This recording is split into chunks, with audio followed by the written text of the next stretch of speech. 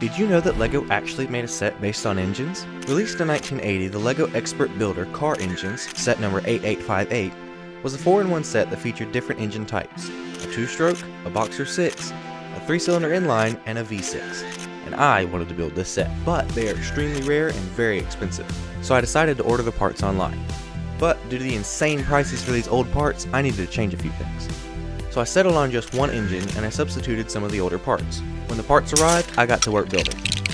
And this is what I got.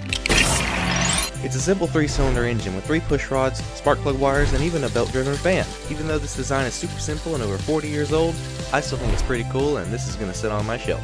But the question is,